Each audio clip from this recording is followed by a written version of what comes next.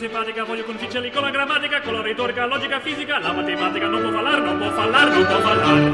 Hemos visto que la historia del universo tiene tres grandes momentos: creación, la redención obrada por Jesucristo y la parusía, su segunda venida. Son tres grandes momentos vistos teológicamente. Ahora vamos a considerar la historia del universo desde un punto de vista bíblico. Ayudándonos de la Sagrada Escritura, de la Biblia, vamos a dividir la historia en 7 grandes partes o 7 periodos. Se podrían dividir de muchos otros modos. Hemos elegido estos 7 periodos que son más fácil de memorizar para ustedes. Los 3 primeros periodos están indicados por el Catecismo de la Iglesia Católica en el número 289, que habla de los misterios del comienzo: creación, caída y promesa de la salvación. Entonces, estos son los 3 primeros periodos de la historia del mundo vistos bíblicamente: la creación obrada por Dios, la creación de los ángeles por un lado, la creación material o del universo por otro, y la creación del hombre en particular, que tiene parte material y parte espiritual. Después un segundo periodo que es la caída o el pecado original cometidos por Adán y Eva, que cambió totalmente la historia del mundo. Y tercero, la promesa. Dios en Génesis 3:15, cuando castiga a la serpiente, o sea, al demonio, le dice que vendrá alguien que le pisará la cabeza, o sea, que destruirá su reino del mal y del pecado. Alguien que nacerá de una mujer.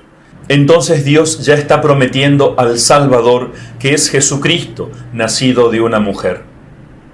Para los periodos 4, 5 y 6 hemos tomado de la Suma Teológica de Santo Tomás de Aquino, aquella mente más poderosa y brillante que ha tenido la Iglesia, que cuando se pregunta en el Tratado de la Encarnación, en el primer capítulo, en el artículo 5, ¿por qué Cristo no se encarnó desde el principio, inmediatamente después del pecado de Adán y Eva? Y responde Santo Tomás diciendo que no convenía que viniese inmediatamente después del pecado original, porque el hombre había pecado de soberbia.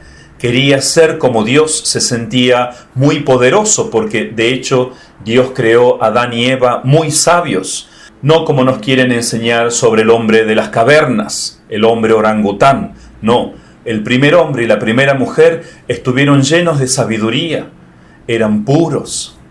Por eso se sintieron todopoderosos para poder manejar sus vidas, para controlar el mundo, lo cual queda simbolizado en ese acto de comer del árbol de la ciencia del bien y del mal, y en aquella falsa promesa que le hizo la serpiente: seréis como dioses, conocedores del bien y del mal. Conocer para controlar. Entonces el hombre pecó de soberbia.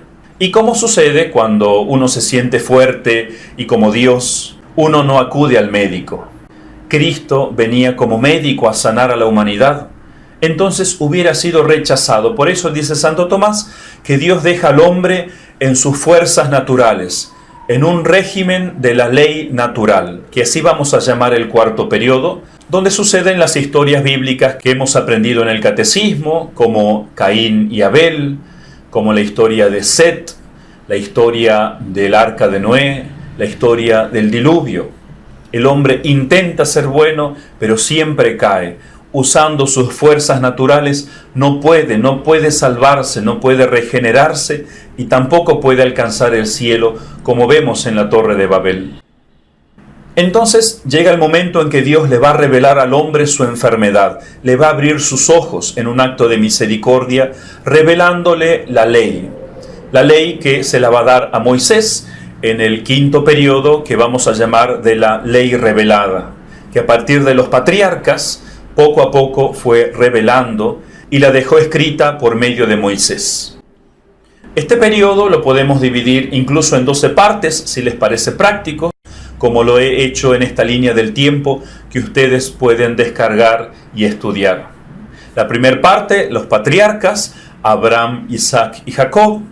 La segunda parte, las 12 tribus, los 12 hijos de Jacob, que que ya forman las 12 tribus. La tercera parte, la vida de ellos en Egipto, especialmente cuando José, uno de los 12, es vendido por sus hermanos, se mudan todos a Egipto. La cuarta parte propiamente es la de Moisés, que recibe tanto la ley como también se le encarga la creación del tabernáculo, que más adelante será el templo. En quinta parte tenemos a Josué, que va a llevar al pueblo a la tierra prometida. Luego tenemos la época de los jueces.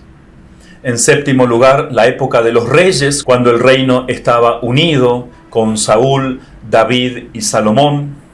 En octavo lugar, ese reino se divide. Hay una guerra civil en el pueblo de Dios, en el reino del norte y el reino del sur, que van a tener 20 reyes cada reino. Luego viene el exilio, son conquistados por los asirios, por los babilonios, y quedan en cautividad. En décimo lugar, después de 70 años van a retornar a la tierra prometida. En todo este tiempo los profetas van a estar fortaleciendo al pueblo y recordándole las promesas de Dios, que ya viene el Mesías, el Salvador. Y finalmente, en este quinto periodo, tenemos la historia de los macabeos. Son 12 pequeñas partes en las que se puede dividir este quinto periodo, que les va a ayudar mucho cuando lean la Biblia. Finalmente llega el sexto periodo, dice Santo Tomás, que es cuando Dios manda al médico. El hombre ya al ver su enfermedad, a través de los 10 mandamientos, al reconocer que necesita un médico, al clamar y a orar por ese médico, Dios finalmente lo envía. El corazón del hombre ya está preparado. Por eso en la plenitud de los tiempos, dice la Sagrada Escritura, Dios envió a su Hijo. Y comienza el periodo que se va a llamar de la gracia. Porque nosotros, para cumplir los mandamientos de Dios, necesitamos un auxilio especial, y esa es la gracia de Cristo. Con la venida de Cristo se inicia el periodo de la Iglesia Católica, que a partir de la próxima clase vamos a estudiar, y hemos dividido en 3 grandes partes: cristianismo, cristiandad y revolución anticristiana. Y después de eso va a venir una prueba grandísima, la prueba final de la Iglesia, que va a ser la apostasía y la aparición del anticristo. Entonces viene el séptimo periodo, que es la parusía. Que dice el padre Castellani sobre este periodo: el dogma de la segunda venida de Cristo o parusía es tan importante como el de su primera venida o encarnación. Si no se lo entiende, no se entiende nada de la Escritura ni de la historia de la Iglesia. El término de un proceso da sentido a todo el proceso. El término entonces de la historia bíblica, de la historia del universo y de la historia de la Iglesia es la parusía. Es cuando Cristo venga a juzgar a los vivos y a los muertos, venga a resucitar a los hombres y a perfeccionar la Iglesia en la Nueva Jerusalén. Para los que se humillaron y con corazón humilde aceptaron la salvación, la gracia de Cristo, puedan vivir en el reino eterno de Dios. Termino con una cita importante del Concilio Vaticano II, hablando sobre el misterio de la Iglesia, que está citado en el Catecismo de la Iglesia Católica en el número 759. Dice así: la Iglesia ha sido prefigurada ya desde el origen del mundo y preparada maravillosamente en la historia del pueblo de Israel y en la antigua alianza. Se constituyó en los últimos tiempos, se manifestó por la efusión del Espíritu y llegará gloriosamente a su plenitud al final de los siglos. Entonces, teniendo delante de nosotros estos 7 periodos bíblicos de la historia del universo, podemos entender mejor este hermoso texto del Concilio Vaticano. La Iglesia, dice, fue prefigurada desde los orígenes del mundo.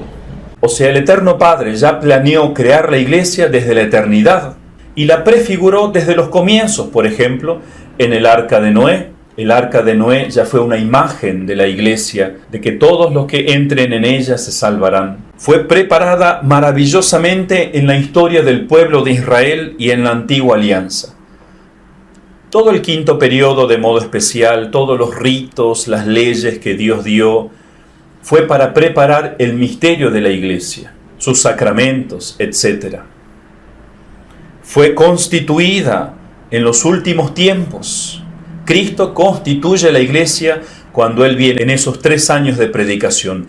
Elige a los apóstoles, la organiza jerárquicamente, le deja su ley, le deja su moral, le deja sus sacramentos. Se manifestó por la efusión del Espíritu. La Iglesia se manifestó por primera vez en Pentecostés, cuando Cristo, una vez subido a los cielos, envió al Espíritu Santo sobre la Virgen Santísima y los apóstoles, y ellos salieron al mundo a llevar ese Evangelio. Y llegará gloriosamente a su plenitud al final de los siglos. La Iglesia tiene todavía un mar que recorrer hasta la otra orilla.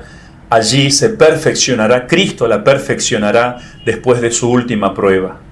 Como dijimos, la Iglesia es la cosa más maravillosa del universo, porque Dios ya la planeó. A través de ella, Dios nos une con Él por medio de su Hijo. Que Dios nos conceda la humildad para aceptar a este médico y la salvación que nos trae por medio de su Iglesia. Dios los bendiga.